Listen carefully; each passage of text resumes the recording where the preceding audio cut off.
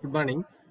In the engineering materials and metallurgy subject, in the unit 1, we are going to study alloys and phase diagrams.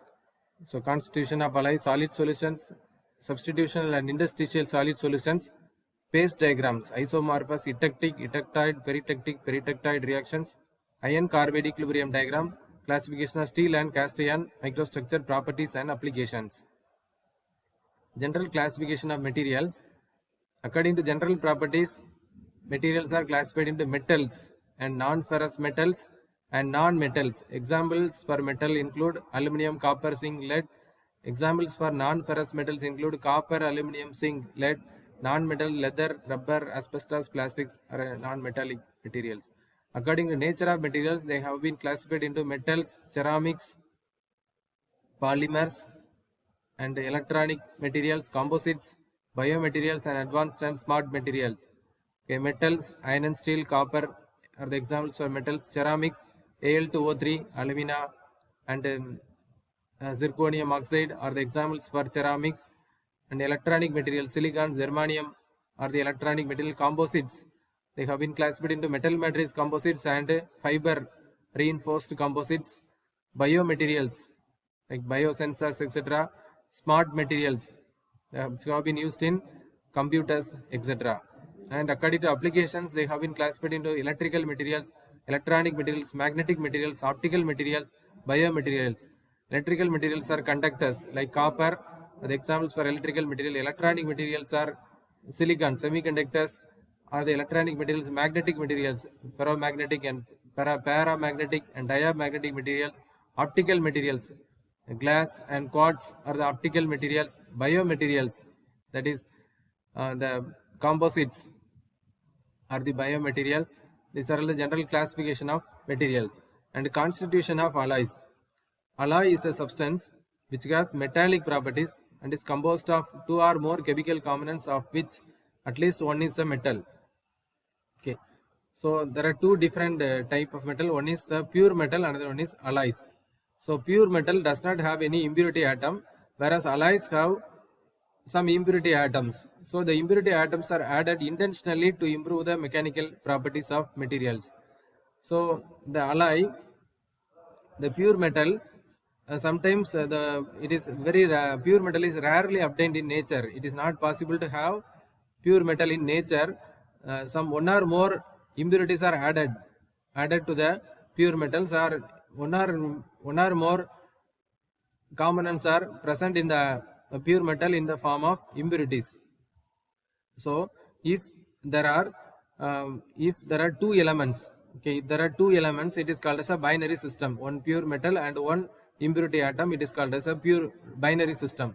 If there are one pure metal and two impurity atoms, it is called as, that is the tertiary system. Okay, it consists of three element system.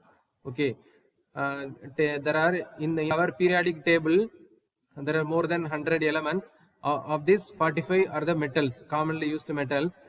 If you have the combination of 45C2, okay, if the combination of two combination of 2 will give 45C2 is equal to 990. Okay, if the combination of 3, 45C3 will give 45 190, 14,190 alloy systems. If the composition, if in the binary system also, you can change the composition by 1%. If the composition is changed by 1% in every metal, you can give it will lead to infinite number of alloys. Okay, alloys are metallic solids and they have been complex in composition and they have been also called as solid solutions. Okay, and nowadays pure metal is not present. Application is made use of alloys which combines one or more metals. Okay, it is not possible to make 99.99% pure metal even in most sophisticated methods. Example for alloy, sterling silver, which has 92.5% silver and 7.5% copper. Copper is intentionally added to increase the corrosion resistance and without affecting its mechanical strength. So alloys can be of homogeneous or heterogeneous. If it is of single phase, it is called as a homogeneous metal. If it consists of more than one phase, it is called as a heterogeneous system. Okay, so homogeneous alloys and non-homogeneous alloys. So the alloy can be in the form of four types. It may be of pure metal, or it may be a solid solutions, or intermetallic compounds, or mechanical mixture. Pure metals.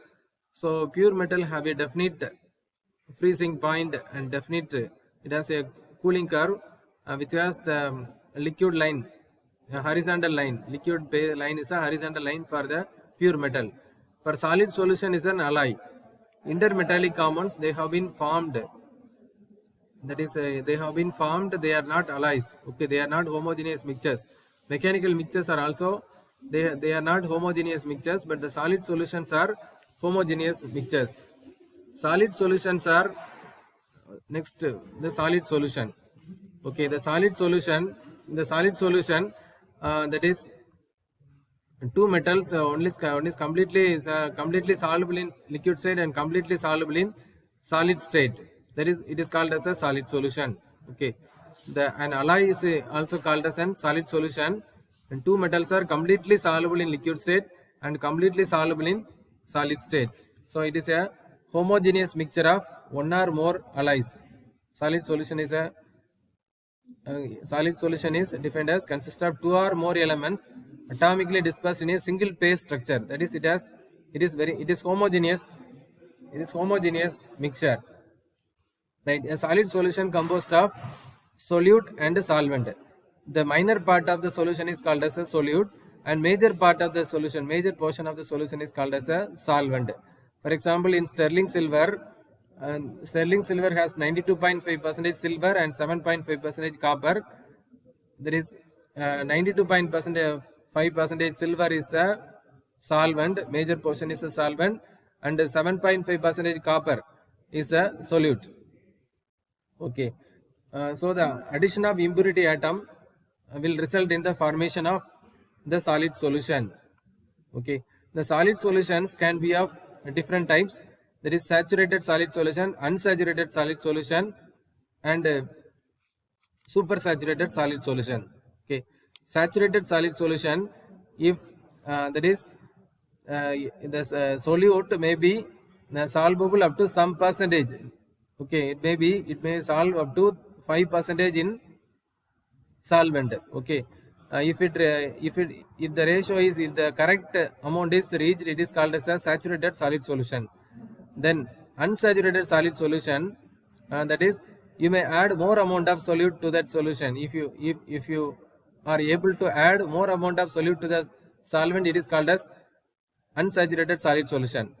And in the supersaturated solid solution, there is less amount of solute is, there is more amount of solute is more than the required amount is, so that is dissolved in the solvent. That is called as a supersaturated solid solution. Okay, in the solid solution, so that the two terms are very important: solute and the solvent. Major part is called the solvent, and minor part is called the solute. Okay, in the solid solutions, they can be of two types. There are main two categories of solid solutions. They are solid solution, substitutional solid solution, and interstitial solid solution. Okay, then again it is classified into ordered solid solution, ordered substitutional solid solution, and disordered substitutional solid solution. Okay, in the solid solution, substitutional solid solution, and interstitial solid solution, we'll discuss about this. In the substitutional solid solution, so it is an disordered substitutional solid solution. In the substitutional solid solution, so the red atoms are the solute atoms, and the solvent atoms are the major part. Solvent atoms are the major part, and the solvent atoms are replaced by the solute atoms. Okay, in substitutional solid solutions, the solute atoms are replaced by the solvent atoms are replaced by the solute atoms. So it is called as substitutional solid solutions. That is, atoms of the two metals are similar in size. Okay, example, copper and zinc, and copper and nickel, copper nickel system, and copper zinc system. In the two systems, they form substitutional solid solution.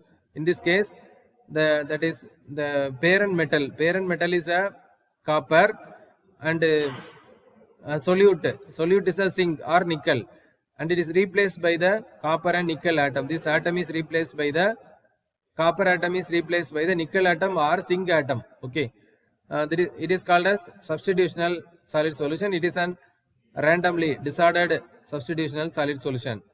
Okay, in interstitial solid solution, that is the size of the solute atoms is very less compared to the size of the solvent atoms. Okay, solvent atoms are black in color and solute atoms are red in color. They are very smaller in size. Atomic radii is very less compared to the atomic radii of solvent atoms, and they will